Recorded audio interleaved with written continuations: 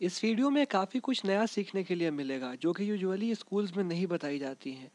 थोड़ा पेशेंस के साथ,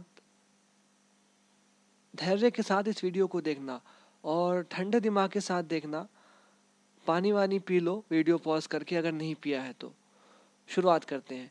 prove that a sequence given by formula Tn equals 5n plus 2 is an AP। Sequence word और AP word में फ़र्क पहले पार्ट में समझा दिया है, अगर नहीं देखा है तो जाकर के उसे देखो। Tn का फॉर्मूला दिया हुआ है, तुम्हें कह रहा है ये सीक्वेंस AP है, ये प्रूव करो। तो हम यूजुअली क्या करते हैं सॉल्व करने के लिए, Tn इक्वल्स 5n प्लस 2 जो फॉर्मूला है उसको लिखा हमने। स्टूडेंट्स क्या करते हैं, T1 लिखते हैं n की जगह 1 डाल करके, 5 इंटू 1 प्लस 2 इक्वल 7।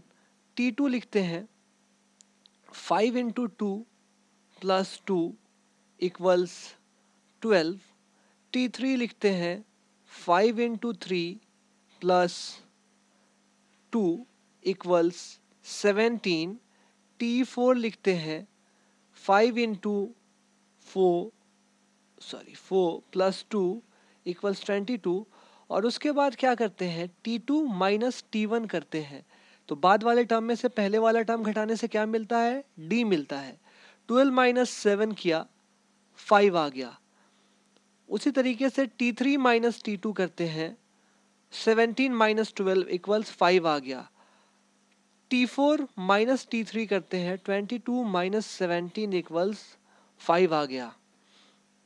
ठीक है, तो इतना करके कहते हैं चूंकि D बार बार 5 आ रहा है, यहाँ भी 5 आया, यहाँ भी 5 आया, यहाँ भी 5 आया, तो ये एक AP है।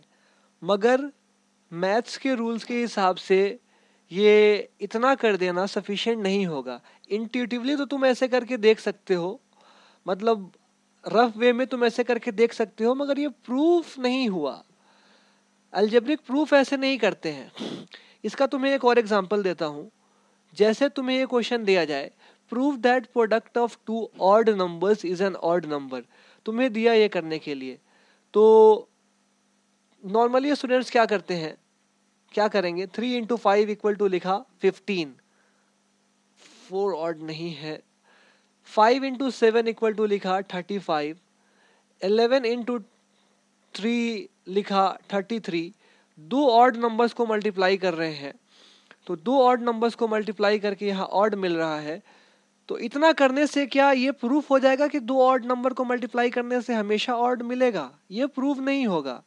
ये तो बस हमने एग्जांपल्स लिखे हैं। This is an example, this is an example, this is an example. Example देने से अलजेब्रिक प्रूफ कंप्लीट नहीं होता है। उसी तरीके से हमने यहाँ पर जो किया, this is not a proof, ये प्रूफ नहीं है। ठीक है, चलो इस चीज को और तुम्हें समझाता हूँ एक छोटे से एग्जांपल के जरिए, तुम्हें और चीज समझ में आएगी। जैसे तुम्हें क्वेश्चन दिया, तुम्हें कहा कि f of x equal x square minus x plus 41 है। x belongs to z plus मतलब पॉजिटिव इंटीजर, और तुम्हें कहा कि प्रूव करो कि इसमें f ऑफ x में अगर हम पॉजिटिव इंटीजर डालें, मतलब 1 2 3 4 5 6 7 8 9 और जितने भी पॉजिटिव इंटीजर एग्जिस्ट करते हैं उसको हम इस फॉर्मूले में डालें अगर, तो हमें इस फॉर्मूले से प्राइम मिलेगा। ठीक है, पूछा कि ये स्टेटमेंट जो बोला गया है, जो यहाँ लिखा गया है, ये सही है या गलत है। तो अगर तुम सिर्फ एग्जांपल्स लिखो, जैसे तुमने एफ ऑफ 1 निकाला, तो इस फॉर्मूले के अंदर x की जगह 1 डाला, 1 स्क्वायर, x की जगह 1 डाला, -1 प्लस 41 तो तुमने यहाँ लिख लिया, इक्वल टू तुम्हें 41 मिला। 41 प्राइम है, yes 41 is a prime number. वैसे ही तुम 2 के लिए करते हो, 2 square -2 plus 41, 2 square 4, 4 minus 2 2, 2 plus 41 43, 43 prime है, बिल्कुल 43 प्राइम है। तुमने एफ ऑफ 3 निकाला, 3 square -3 plus 41, 3 square 9, 9 minus 3 6, 6 plus 41 47। क्या 47 प्राइम है? बिल्कुल 47 प्राइम है। तुमने एफ ऑफ 4 निकाला, 4 square -4 plus 41, 4 square is 16, 16 minus 4 is 12, 12 plus 41 is 53। क्या 53 प्राइम है? बिल्कुल 53 प्राइम है। तो तुम देख रहे हो कि जितने भी पॉजिटिव इंटीजर इस वाले फॉर्मूले के अंदर डाल रहे हो, सबसे तुम्हें क्या मिल रहा है? सबसे प्राइम नंबर मिल रहा है। चलो कुछ और एग्जांपल लेते हैं। एफ ऑफ 4 के बाद कुछ नंबर स्किप किया, एफ ऑफ 8 निकालते हैं। इसके लिए कैलकुलेटर का यूज करते हैं। 8 का स्क्वायर किया, माइनस 8 किया, प्लस 41 किया, तो हमें क्या मिल गया? 97। 8 स्क्वायर माइनस 8 प्लस 41 इक्वल्स 97। क्या 97 प्राइम है? करके देखो, 97 इज अ प्राइम नंबर। ठीक है, चलो एफ ऑफ 9 छोड़ा, एफ ऑफ 10 निकाल लिया। तुम सब करके देखना, एफ ऑफ 9 भी निकाल के देखो, एफ ऑफ 5 भी निकाल के देखो, एफ ऑफ 6 भी निकाल के देखो। तुम तो सब करो, मैं इलस्ट्रेट कर रहा हूँ इसलिए थोड़ा कुछ चीजें स्किप कर रहा हूँ। एफ ऑफ 10 निकाला तुमने, 10 स्क्वायर माइनस 10 प्लस 41 कितना आ गया? 131। सिर्फ रिजल्ट लिखते हैं। क्या 131 प्राइम है? बिल्कुल 131 प्राइम है। तुमने कुछ और नंबर स्किप किया। एफ ऑफ 20 निकाला तुमने, एफ ऑफ 20 मतलब 20 का स्क्वायर माइनस 20 प्लस 41 कितना मिल गया? 421। क्या 421 प्राइम है? बिल्कुल, करके देखो, 421 इज अ प्राइम नंबर। ठीक है, तो क्या हम ये कह सकते हैं इतना करके कि ये वाला जो स्टेटमेंट लिखा है कि अगर f of x equal to x square minus x plus 41 में हम एक्स की जगह कोई सा भी पॉजिटिव इंटीजर डालते हैं तो हमें प्राइम नंबर मिलेगा। अगर तुम इतना करके इतने सारे एग्जाम्पल देके तुम कहो कि हाँ मैंने प्रूव कर लिया प्राइम मिलेगा, दिस स्टेटमेंट इज ट्रू, तो तुम्हारा ये कहना गलत होगा। चलो मैं तुम्हें करके दिखाता हूं। अब तुम चलो एफ ऑफ 41 निकालो। एफ ऑफ 41 क्या होगा? 41 का square minus 41 plus 41, 41 minus 41 cut गया, नंबर क्या मिला? 41 का स्क्वायर। किसी भी नंबर के अगर दो से ज्यादा फैक्टर्स हो गए तो वो क्या होगा? कॉम्पोजिट नंबर होगा। 41 के क्या क्या फैक्टर है? एक तो 1 है, एक 41 है, और 41 का स्क्वायर जो भी नंबर हो करके देख लो। चलो 41 का स्क्वायर किया 1681, एक ये भी फैक्टर मिल गया। तो इस नंबर के तो 3 फैक्टर मिल गए, मतलब ये नंबर क्या है? कंपोजिट नंबर है। तो तुमने जो इतना किया, एग्जांपल दिया, इससे तुम्हें लग रहा था कि तुमने प्रूव कर दिया, मगर ये प्रूफ नहीं हुआ। ठीक है, वैसे ही तुमसे जब कहा जाए कि prove that product of two odd number, तुम ये एग्जांपल दे दो, तुम 1000 एग्जांपल क्यों ना दे दो, तुम 1,00,000 एग्जांपल क्यों ना दे दो, पूरे पेपर में बैठ के यही करते रहो, मगर फिर भी ये प्रूव नहीं होगा। तो फिर प्रूव कैसे होगा? प्रूव करने के लिए हमें इन जनरल प्रूव करना पड़ेगा, मतलब एक general term, general odd number लेके प्रूव करना पड़ेगा। उसके लिए हमें ऑड नंबर की डेफिनेशन पे वापस जाना पड़ेगा। ऑड नंबर की डेफिनेशन क्या है?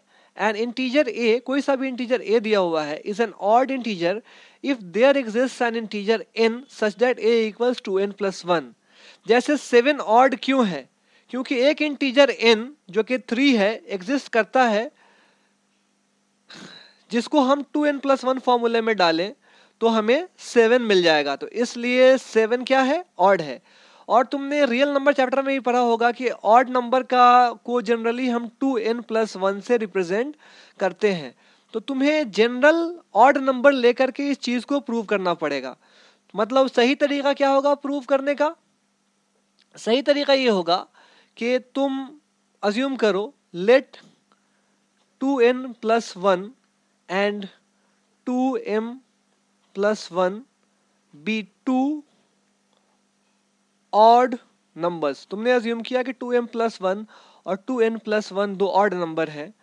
ठीक है, where n, m belong to integer, मतलब n और m क्या है? इंटीजर है। ठीक, अब तुमने इनको मल्टीप्लाई किया, 2n+1 टाइम्स 2m+1 किया तुमने। अगर ये ऑड नंबर होगा तो फाइनल आंसर भी कुछ इसी फॉर्मेट का आएगा, 2p+1 2q+1 इसी फॉर्मेट का आएगा। तो हम 2n+1 को 2m+1 से मल्टीप्लाई करते हैं। 2n इंटू 2m क्या मिला हमें? 4mn मिला। 2n टाइम्स 1 क्या मिला? 2n मिला। 1 टाइम्स 2m क्या मिला? 2m मिला। 1 टाइम्स 1 क्या मिला? 1 मिला। ठीक है भाई। चलो अब इन तीनों में से तुम देखो 2 कॉमन आ रहा है, तो तुमने 2 कॉमन निकाल लिया इनमें से, तो यहाँ क्या बच गया, 2mn बच गया, यहाँ n बच गया, यहाँ m बच गया, और 1 को तुमने एज इट इज बाहर छोड़ दिया, 1 को तुमने इस ब्रैकेट के अंदर नहीं डाला। ठीक है, अब अगर ये प्रूव हो जाए कि अंदर जो लिखा हुआ है ये इंटीजर है, तो ये जो पूरा टर्म यहाँ लिखा हुआ है ये 2t+1 के फॉर्मेट का हो जाएगा। ठीक है, तो क्या प्रूव हो जाएगा कि 2n+1 इंटू 2m+1 2t+1 के फॉर्मेट का है, मतलब ये भी एक ऑड नंबर है। तो अब हमारा काम क्या है, हम ये प्रूव कर ले कि 2mn+n+m एक इंटीजर है। m क्या था, इंटीजर था, m में तुमने n ऐड किया, n क्या है, इंटीजर है। इंटीजर में इंटीजर ऐड करने से हमेशा क्या आता है, इंटीजर आता है। क्यों, एक प्रॉपर्टी तुमने पढ़ा होगा, क्लोजर प्रॉपर्टी, ये 7, 6 वगैरह में पढ़ाते हैं ये। अगर नहीं पढ़ा है तो बुक दोबारा खोल करके देखना, दो इंटीजर का सम हमें नया इंटीजर आता है। यहाँ क्या लिखा हुआ है, 2 is an integer, m is an integer, n is an integer, 3 integer को मल्टीप्लाई किया, ये भी जो यहाँ लिखा हुआ है ये भी इंटीजर। तो अब हमने 3 इंटीजर्स को ऐड किया, 2mn, n और m, तीनों इंटीजर को हमने ऐड किया, तो हमें जो आंसर मिलेगा वो भी इंटीजर होगा। मतलब क्या हो गया कि t क्या है, t इज एन इंटीजर। ठीक है, मतलब क्या हुआ कि हमने दो ऑड इंटीजर को मल्टीप्लाई किया, 2n+1 और 2m+1 को, तो हमें क्या मिल गया, 2t+1, जहां t इंटीजर है। तो ऑड नंबर की डेफिनेशन के हिसाब से ये जो हमें नंबर मिला ये क्या है, ये ऑड नंबर है। तो ये हुआ प्रूफ। ठीक है, उसी तरीके से जो हमारा ओरिजिनल क्वेश्चन था उस पर अब हम वापस आते हैं और कुछ चीज़ों को वाइप कर लेते हैं ताकि हमें सॉल्यूशन करने के लिए जगह मिल जाए, और इसको हम इन जनरल प्रूफ करेंगे, एक जनरल टर्म लेके प्रूफ करेंगे, तब ये प्रूफ हमारा कंप्लीट कहलाएगा। सिर्फ एग्जांपल देने से ये प्रूफ कंप्लीट नहीं होगा।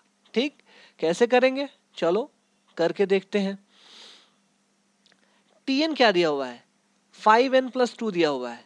ठीक है, तो tn+1 क्या होगा, n की जगह n+1 डाल लो, 5 इंटू n+1+2, थोड़ा सा सिंप्लीफाई किया, 5 into n 5n, 5 into 1 5 plus 2, क्या निकल करके आ गया, 5n+7। मतलब अगर कोई सा भी टर्म 5n+2 है तो इस एपी के मुताबिक, इस सीक्वेंस के मुताबिक अगला टर्म क्या हो जाएगा, tn+1 क्या हो जाएगा, 5n+7। अब हम इन जनरल tn+1 में से tn को घटाते हैं, मतलब जनरल n+1 टर्म में से n टर्म को घटाते हैं, बाद वाले टर्म में से पहले वाले टर्म को घटाते हैं, और देखते हैं क्या ये कांस्टेंट आ रहा है या नहीं आ रहा है। अगर ये कांस्टेंट आ गया मतलब कि ये एपी है, कांस्टेंट नहीं आया तो एपी नहीं है। तो सब्ट्रैक्ट किया हमने, tn+1 क्या है, 5n+7, tn क्या है, 5n+2, 5n+7 minus 5n -2, subtract करके क्या आ गया, 5n - 5n तो 0 हो गया, 7 - 2 आ गया 5, tn+1 में से tn हमने घटाया तो 5 आ गया, यही 5 हमारा कॉमन डिफरेंस है, d है, मतलब d क्या आ गया, d इज कांस्टेंट, d एक कांस्टेंट है, दैट इज 5। ठीक है, तो हेंस हम लिख सकते हैं कि द गिवन सीक्वेंस